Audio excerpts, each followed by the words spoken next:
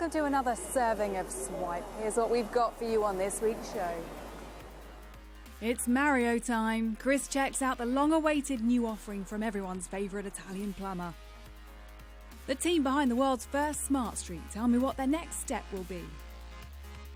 And with an expected mix of funny and shocking, we're going down to South Park in our games review. That's all to come for you in the next 10 minutes or so, but before then, let's get a quick look at the tech stories that have been making headlines over the past few days.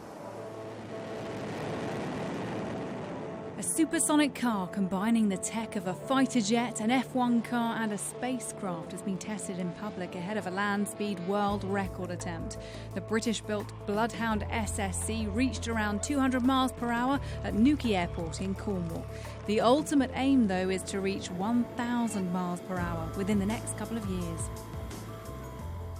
Facebook boss Mark Zuckerberg has been urged to hand over details of activities by Russian-linked accounts during the EU referendum and this summer's general election. The request comes from a group of MPs investigating the impact of fake news being circulated on social media.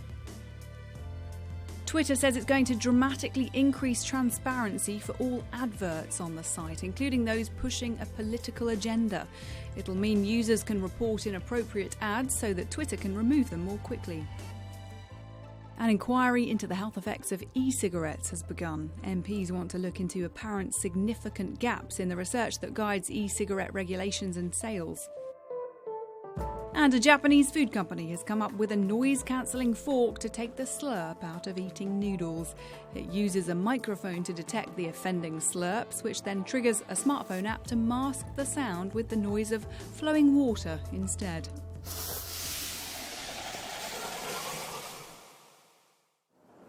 Now, this week marks the launch of the latest game in the much-loved Super Mario franchise. Chris has been getting hands-on with Super Mario Odyssey, and he brought a Nintendo superfan along with him to see how the game stacks up against the classics. Whether or not you're a gamer, chances are you'll know who this is.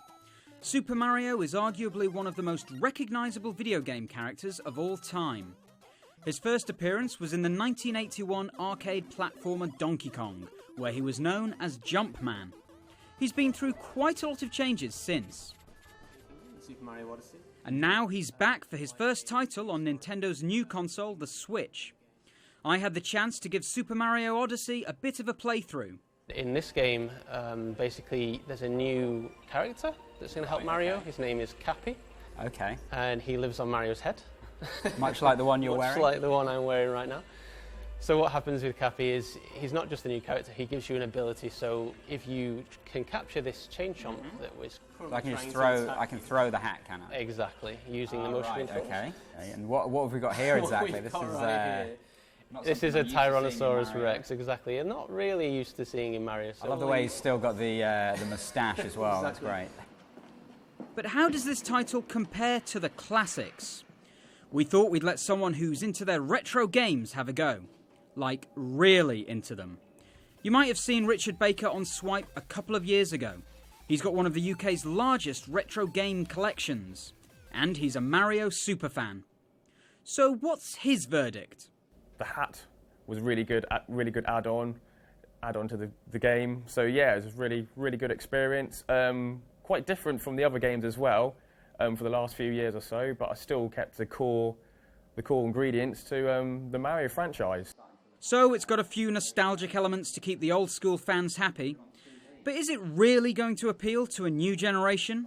There are many people out there who hopefully like Mario as a character or his games, but I think, to be honest, parents like Mario because it's a game they've played themselves in their childhood, so Mario brings back childhood memories. It's a game parents can also easily enjoy together with their children. Whether or not the game lives up to the success of its earlier titles is for fans like Rich to decide. But Nintendo will certainly be hoping that the return of its most iconic character will keep the franchise as popular for years to come. Chris Creegan, Sky News. Stay with us, we've got some of the other latest video game releases coming up in our review with Rik a little bit later. But for now, let's stay here in central London, where earlier this year the world's first smart street was launched, turning footsteps into electricity and data. Since then, the British company behind it has been busy. I went to find out more. Go. It turns out hopscotch is a great way to make clean energy. I'm winning. Woo! Oh, bird singing. There you go. So this walkway generates energy that powers the bird songs in the day, and then in the evening, lights in the trees. Not only does it produce energy, but it also produces data. So we can start to understand how much energy is being produced, so we can start to understand the high footfall, real-time data. If you imagine an underground station of the future, if we know there are more people going out, we can automate the gates to go green. How is it actually working? So the tiles are triangular in shape, so that anywhere we stand on them, they generate the generators. So this is a generator here, and inside there, it has magnets and coils. So it's electromagnetic and generates energy, up to around 4 joules a step. This is what Bird Street looked like early this year. The transformation was commissioned by Transport for London and the New West End Company. Since then, the walkway has become known as the world's first smart street for its energy harvesting and information gathering tiles, plus connectivity, as well as eco-friendly paint and air filtering bench. So am I getting clean air sitting? So clean air is coming out of our arms here, and it's taking dirty air in and pushing clean air out. Now Pavegen is working with the United Nations on an app that rewards users for moving. So as we now walk down the walkway, our footsteps build up, and those build up in points, and we can then redeem these for rewards. I'm told the points could be used as discounts, passed on to charities or exchanged for education resources like micro scholarships. Now, seeing as we're in probably one of the busiest shopping areas in Europe, what if your rewards were shopping vouchers? Exactly that. So what we're looking to do, we're working on that right now. So we're talking to retailers to get more people through their doors. But how do we do that? What we do is, as you walk every morning, as you commute down your street, you build up points, and that action can become transactional. Following the project in Bird Street, the company set up the world's largest single energy and data harvesting walkway in Berlin in a partnership with Google. It joins the 200 projects already in place around the world, although they're not as smart as Bird Street when it comes to the tech and connectivity. The goal is to put the pavements in the busiest locations in the world. These cities of the future need to engage with their audience, and smart cities should benefit the richest person to the poorest person. And solar and wind are brilliant, but actually you want something that you engage with. So when you walk down your sidewalk every morning, and your footstep counts, and it's a currency. The matching app, called Citizen Earth, launches in the new year. Let's return to video games now. And here's Rik. He's been back in the Swipe Games studio with his pick of the latest releases. What has become of this city? There used to be laws, justice.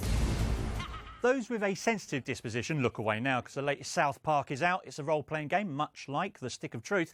But this time, turn-based combat is a bit more complicated in the fact that you get to play on a game board, although you do get to fight against certain heroes and villains, such as Morgan Freeman, of all things.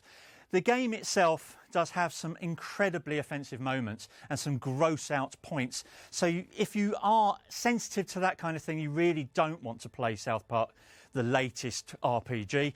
But if you do like South Park, this will be right up your alley.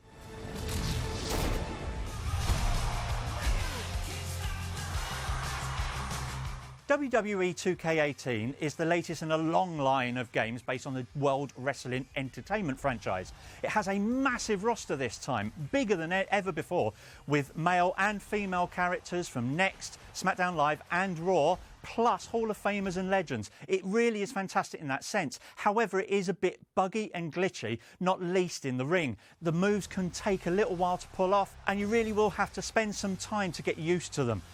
But WWE fans are going to absolutely adore it, of course.